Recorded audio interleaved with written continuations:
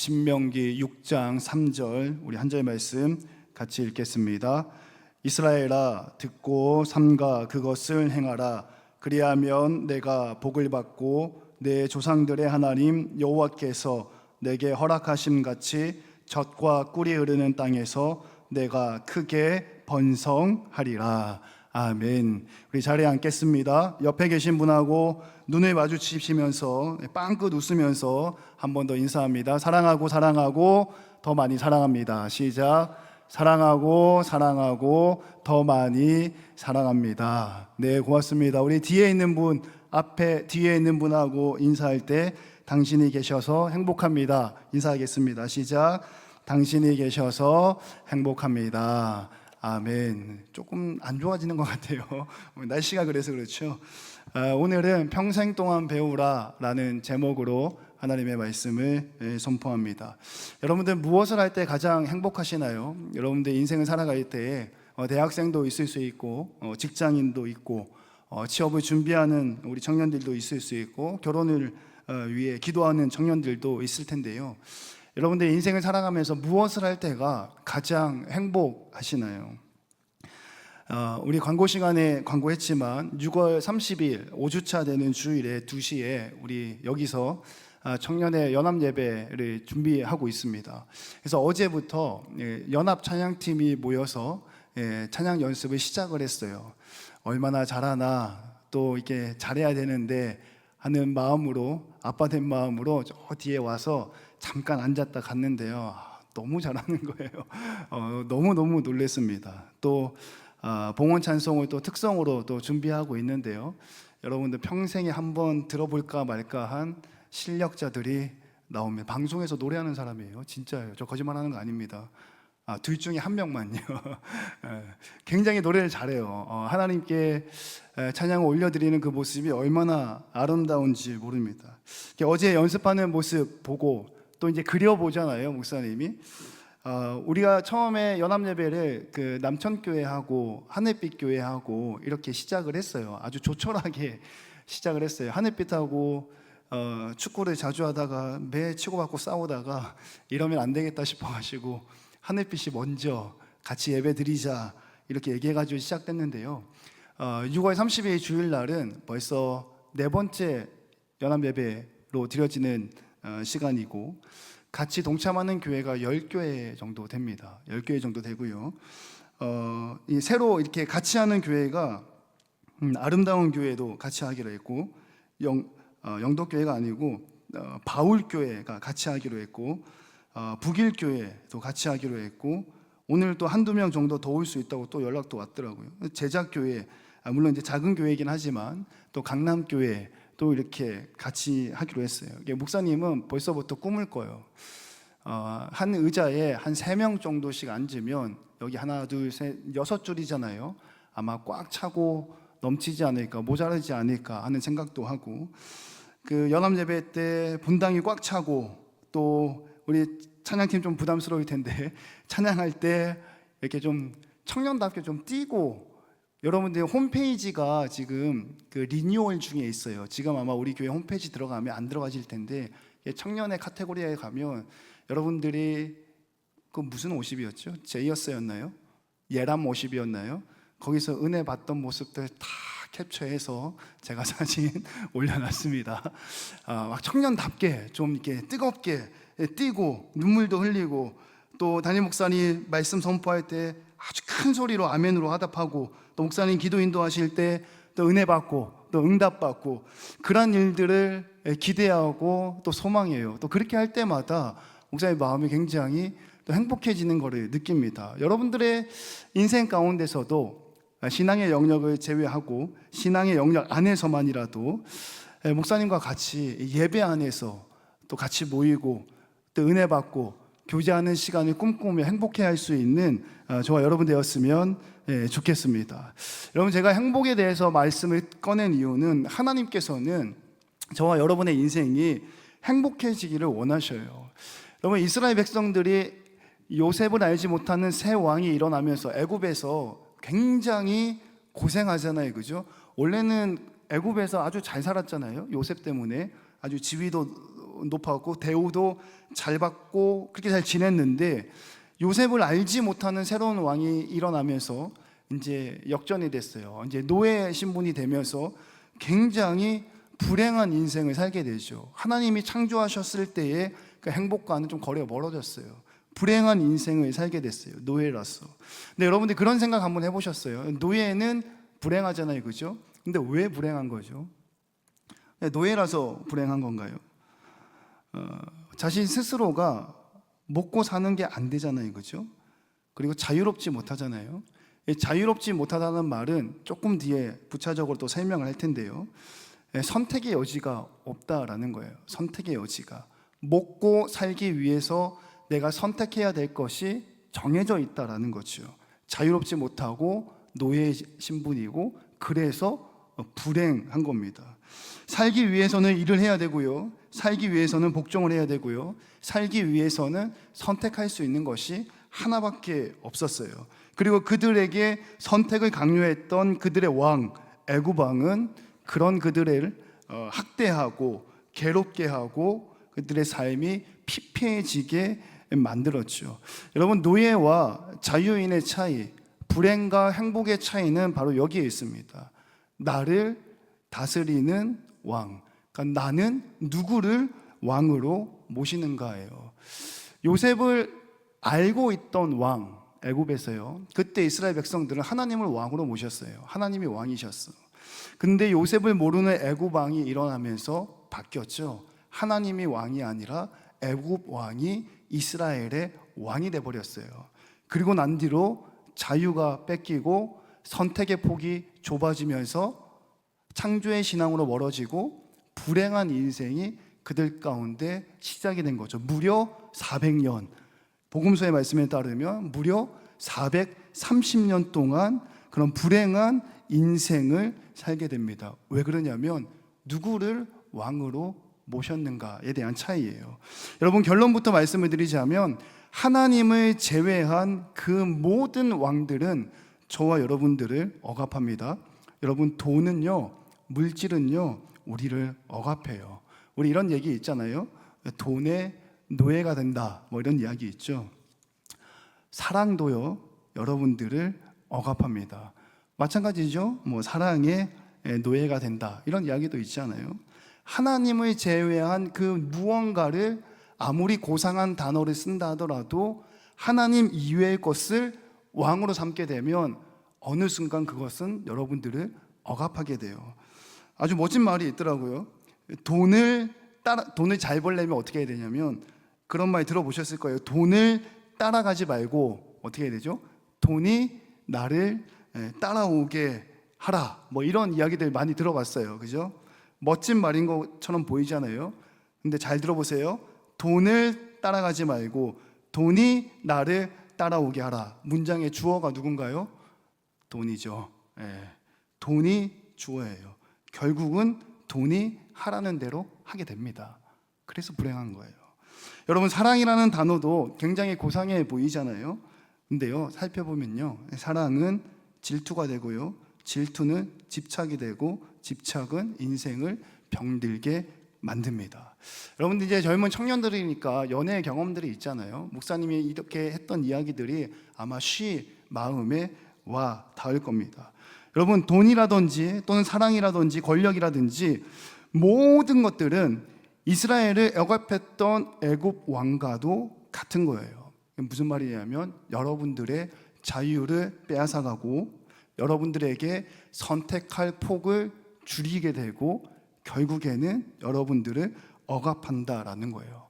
그리고 이 억압으로부터, 이 불안과 이 공포로부터 해방을 주실 분이 한 분 계신데, 그분이 누구시냐면 오직 여호와 하나님이시다라는 거죠.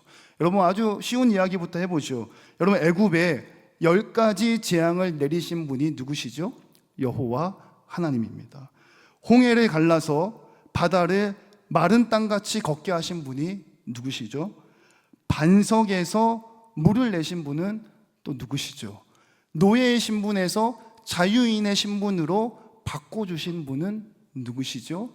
여호와 하나님이라는 거예요. 그분께서 여러분들의 인생을 해방시켜 주시고 그분께서 여러분들의 인생을 행복하게 만들어 주신다라는 거예요. 오직 하나님만이 여러분들의 왕이 되셨을 때에, 여러분이 하나님을 왕으로 마음속에 모셨을 때에 여러분들의 자유가 보장되고 인생이 행복해진다라는 사실을 깨달았으면 좋겠어요. 여러분, 하나님을 왕으로 삼기 위해서 우리가 해야 할 일이 있어요. 목사님이 찬양팀, 연합예배 찬양팀 준비하면서도 찬양팀하고도 이야기를 했지만 한국 사람들은 아주 특징이 있어요. 감정에 복받죠. 감정이 아주 이렇게 풍부한 민족이잖아요, 우리나라 사람들이. 그래서 이게 하나님이 은혜를 주셔서 은혜를 받은 건지, 내가 마음이 울컥해서 은혜가 된 건지 잘 구분을 못하는 경우가 굉장히 많습니다. 그 결과가 어떻게 나타나는 줄 아세요? 인생의 모진 풍파가 다가올 때 예배의 자리에 있는가, 그의 입술에서 불평이 나오는가, 감사가 나오는가, 나를 찌르는 누군가가 있을 때 그것을 예수님이 십자가 지듯이 잘 참아내는가, 그렇지 못하고 튕겨내는가를 보면 그때 받았던 은혜가 왕으로서 하나님을 나의 왕으로 삼아서 하나님이 주신 은혜 가운데 은혜 받은 게 아니라 가사에, 분위기에, 요즘 분위기 좋잖아요. 불도 꺼져 있고 막 이렇게. 또 우리 서영이가 노래를 얼마나 잘하는지 멘트 할 때마다 그 여자 찬양 그 싱어들 있잖아요. 인도하시는 분들 막 그런 멘트들도 막 생각나고, 그런 분위기, 그런 감정, 남들의 시선 때문에 가슴이 울컥해지는 경우가 많다라는 거예요. 그리고 그랬다는 거죠. 그런 모습들이. 여러분, 하나님을 왕으로 삼고 왕 대신 하나님 아래에서 자유함과 행복함을 느끼기 위해서는 배워야 돼요. 오늘 설교 제목이 너무 이렇게 도전적으로 제가 잘못 정한 것 같아요. 하나님을 왕으로 삼읍시다 이렇게 해야 되는데 평생토록 배웁시다 이러니까 벌써 막 머리가 아프죠. 목사님이 이제 부산대 대학원 들어갔잖아요. 이제 올해 이번 학기가 이제 1년차 하고 다음 학기 하면 대학원 수업은 아마 다 듣고 이제 철학이 전공이 아니기 때문에 보충 수업으로 한 15학점을 더 들어야 돼서 아직 많이 남아 있어요. 근데 들어가면서 그래도 나이가 많긴 하지만 그래도 좀 비전이 있지 않겠어요. 그래서 여기까지 왔는데 석사 논문도 쓰고 박사도 지원을 해서 언제가 될지 모르겠지만 박사 논문도 쓰고 그런 생각이 있어요. 자, 여러분, 만약에 여러분들이 어느 특정 분야의 대학원에 들어가서 석사를 딱 시작하는 그 시점부터, 석사가 보통 2년인가요? 2년, 박사가 3년, 논문 쓰는 시간까지 포함해서 박사 학위를 받는데 어느 정도 시간이 걸릴 거라 생각하세요? 목사님 강의 듣는데 교수님이 이제 2년 뒤에 내년까지 하고 이제 은퇴하시는 교수님 수업을 듣고 있어요. 그분이 하시는 얘기가 뭐냐면 석사를 딱 들어와서 박사 학위를 딱 받는 데까지 정말 빨리 받으면 몇 년? 10년이랑 10년. 우리가 깜짝 놀란 거예요. 같이 수업 듣는 사람들이 너무 놀랐어요. 10년이요? 미국도 아니고요, 한국에서요. 근데 그 교수님 대답이 멋집니다. 근데 여러분들이 한 사람에 대해서 공부하고 논문 써서 학위 받는데 10년이면 짧은 거죠. 그 사람은 평생을 공부한 건데, 그렇죠? 그 사람은 평생을 공부해서 평생을 수고해서 이뤄놓았던 학업을 나는 그 사람 인생 10년 투자해서 학위를 받는 거면 굉장히 빠른 거라 얘기했어요. 그 10년도 짧다라는 거죠. 한 사람에 대해서 알아가는데 10년이래요. 창조주 하나님을 나의 왕으로 삼고 하나님의 말씀 안에서 하나님을 알아가기 위해서는 여러분 몇 년을 배워야 될까요? 사람을 대해서 아는데도 10년이 걸린다니 하나님에 대해서 아는 데는 평생 동안 배우라 라고 설교의 제목을 정한 이유가 여기에 나오는 거죠. 여러분, 하나님을 왕으로 삼는 것은요, 하나님에 대해서 배워야 됩니다. 그리고 배운 것을 실천할 수가 있는 거죠. 그리고 그 배움의 첫 번째 단계가 뭐냐? 태초에 하나님이 천지를 창조하시고 아담과 하와를 만드시고 여러분들을 만드셨잖아요. 하나님이 사람을 만들 때 어떤 존재로 만드셨다고 생각하세요? 시간이 많지 않으니 결론부터 말씀드릴게요. 하나님은 여러분 만드실 때요, 듣는 존재로 만드셨어요. 여러분, 우리의 모든 오감은 내 스스로 컨트롤이 됩니다. 차갑고 뜨겁고 안 만지면 되잖아요, 그죠?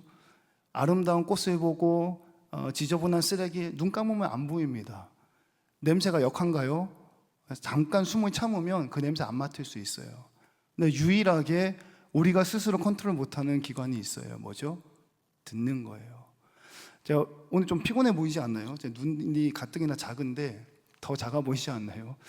어제 제가 밤잠을 설쳤어요. 한 12시경에 전화가 왔어요. 근데 아마 잘못 걸린 전화 같아요. 잘못 걸린 전화. 그렇게 깊이 잠들어 있는데 전화벨 소리가 들린다니까요. 그리고 이제 잠이 깨가지고 너무 스트레스를 받아가지고 물 한 잔 먹고 자려고 누웠는데 아이들이 자기네 방에 있다고 이따가 우리 방으로 온 거예요. 그래서 또 잠을 뒤척였죠. 새벽기도 갔다 와서 좀 더 자야 되는데 이제 아이들 방에 가서 잤어요. 아이들이 우리 안방에 와서 자기 때문에. 근데 또 잠을 못 자. 왜 잠을 못 자죠? 귀에서 무슨 소리가 들려요? 모기요, 모기. 벌써 스트레스죠. 이게 벌써 스트레스라니까 이게. 잠을 푹 자고 싶은데 무슨 소리? 결국은 못 잡고 그냥 잤어요. 너무 피곤하니까. 근데 잠을 잘 못 자. 그 소리가 들려서. 여러분, 하나님이 여러분들 만드실 때 어떤 존재로 만드냐면요, 보는 존재로 만들지 않았어요. 여러분들을 만드실 때요, 감정을 느끼는 존재로 여러분들 만드신 거 아니에요. 하나님이 여러분들 만드실 때는요, 하나님의 음성을 듣는 존재로 만드셨다라는 거예요. 그래서 하나님을 왕으로 삼기 위해서 하나님에 대해서 배울 때 여러분들이 해야 할 첫 번째는 뭐냐? 들어야 된다라는 거예요. 근데 우리가 하나님의 말씀을 들으려고 한다면 여러 가지 이야기들을 많이 듣게 됩니다. 사람의 이야기도 들릴 수 있고요, 나를 칭찬하는 이야기를 들릴 수도 있고요, 나를 음해하는 이야기도 들릴 수가 있어요. 그러나 우리가 해야 할 일은 뭐냐? 그 소리 다 들어야 합니다. 왜? 안 들을 수 없어요. 귀를 막아도 들리거든요. 근데 우리가 할 수 있는 게 있죠. 듣는 방향을 정할 수는 있어요. 여러분들, 나에게 불평하는 이야기 안 들을 수 없어요. 그래서 하나님 그렇게 만들었어요. 나를 칭찬하는 이야기 안 들을 수 없어요. 하나님 그렇게 만들었어요. 눈은 감아도 되지만 귀는 닫지 못해요. 하나님이 내게 하는 목소리, 음성이요, 여러분 안 들을 수 없어요. 듣게 돼 있어요. 근데 우리가 그 우리의 듣는 마음을 어디에 향해 있는가가 우리가 해야 될 부분이다라는 거예요. 그렇다면 여러분들의 귀는, 여러분들의 중심은 어디를 향해서 열려 있으신가요? 하나님이 내게 무엇을 원하시는지, 하나님이 출애굽한 이스라엘 백성들에게 무엇을 원하는지, 하나님이 이제 축복의 땅 바로 코앞에 놔두고 있는 그 이스라엘 백성들에게 무엇을 원하시는지, 거기에 여러분들 귀가 열려 계신가요? 아니면 사랑하는 연인의 속삭임, 아니면 나를 미워하는 사람이 나를 험담하는 목소리, 아니면 락강이 이야기한 것처럼 내 자신의 내면에서 우러나는 목소리에 귀를 기울이고 있으신가요? 사랑하는 동광의 청년 여러분, 하나님은 우리의 인생이 행복해지기를 원합니다. 그리고 우리의 인생이 행복해지기 위해서는 하나님이 우리의 왕이 되셔야 되는데요, 그러기 위해서 여러분들의 귀를 하나님께로 향해야 돼요. 여러 가지 이야기들 들려오더라도 여러분들이 집중해야 되는 목소리는 하나님의 음성이고 하나님의 말씀이에요. 그리고 그 말씀에 귀를 기울이고 하나님을 왕으로 삼을 때에 출애굽한 이스라엘 백성들이 가나안 땅에 들어가서 복된 인생을 누리는 것처럼 여러분들의 인생 가운데 하나님께서 축복해 주실 줄로 믿으시는 저와 여러분 되시기를 주님의 이름으로 축원합니다.